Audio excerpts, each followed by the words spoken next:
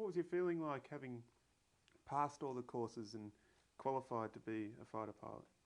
How did you feel about that? Oh, pretty good. Oh,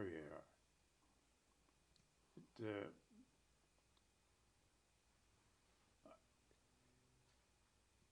And I was very thrilled to be sent to 3 Squadron because it was I think it was the only full Australian squadron at that time, because it was all Australian pilots and all Australian ground crew.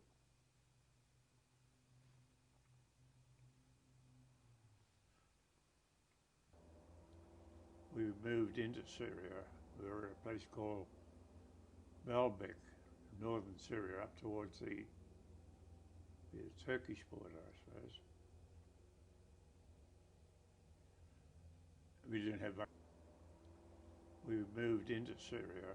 We were at a place called Baalbek, northern Syria, up towards the Turkish border, I suppose. We didn't have much to do there. Well, tell us about some of the operations in Syria. Well, I didn't do too many there. It was a short, very, very short time there, really. And then we moved back to the desert. That's when I really started getting more into operations. Well, tell us about your very first operation. Oh, yeah. We went out on a just really, what would one call it, a recce ops, just not to meet anyone or do anything, but just look around. And we ran into some battalion aircraft. And I got into an individual dogfight with one of them. And he was about as experienced as I was. So we missed one another a number of times. And we went very high off the ground. And he was going down, and I'd be coming up, and we'd miss one another. Well, this happened about 3 or 4 times. And I suddenly started to get worried he's going to hit me one of these times. So normal thing would be, if you're going up and he's coming down, you'd go under him, because the line of fire would be over the top. And this time I decided I'd go over. I kind of thought that as soon as he sees the belly of me, he's going to push his stick forward to stop a collision. So his guns will be pointing away, which he did. As soon as he disappeared from my sight, I turned, and he was turning down below, and I was able to get him.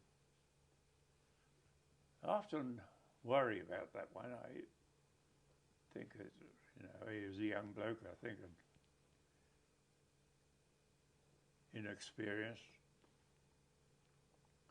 But it was either him or me. I'm here, sir. What was it like to see you hitting another aircraft for the first time? You get very exhilarated. What's this? It's one or the other, you or him. So you have to. You don't ever consider people. In my logbook, you'll never see a name of an Italian, or it'll be a 109 or the name of the aircraft that you shot down. You never thought of it as being a German man or it was a German aircraft. You stayed impersonal that way. Is it important to be impersonal? Oh, yeah. Oh, yes.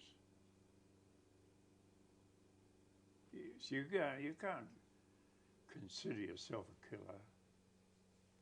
Really, I mean, you don't think that way. You know you are, but you don't think that way. It's always another aircraft. Yeah. And so what happened once the plane was hit, the Italian plane was hit? He just flipped over and went into the ground. And by that time, I had to find my way home. I was by myself. The others had split up and gone.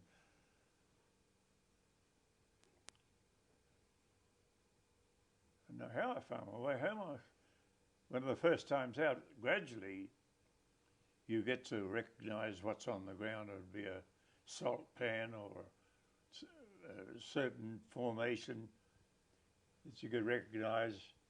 You find your way by that. You could never really navigate. Because when you throw an aircraft round, all your instruments go astray.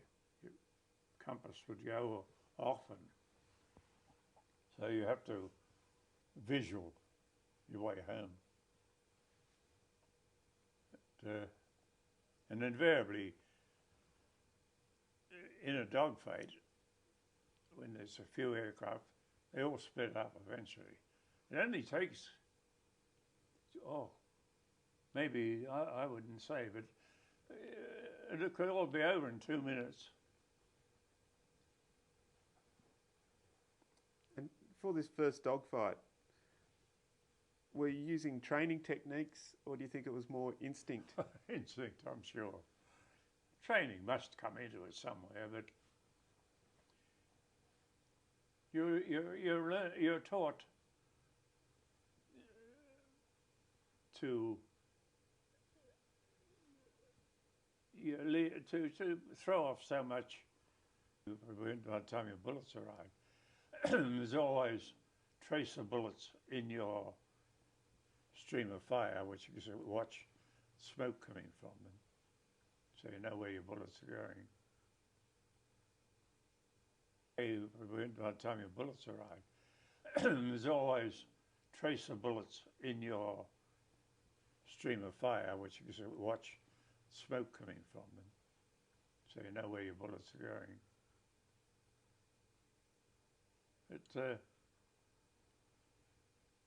I think the more you're in, the more you say, you just, it becomes instinctive where to look. As I say, you fly the aircraft by complete instinct. You don't fly it by instruments or anything at all.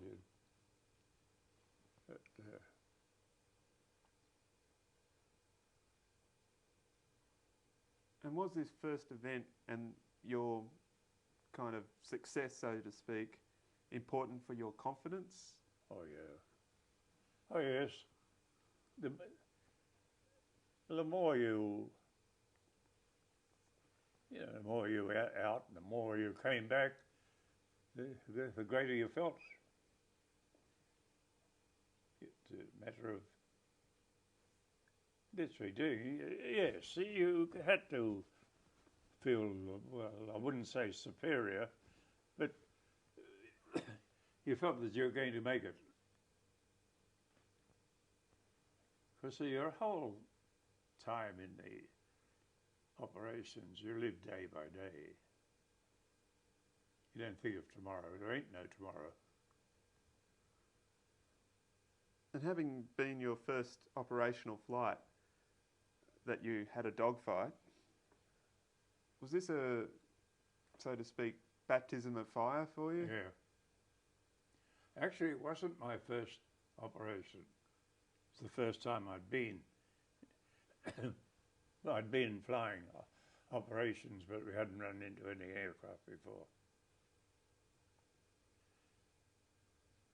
It was the first time I'd been involved in a fight.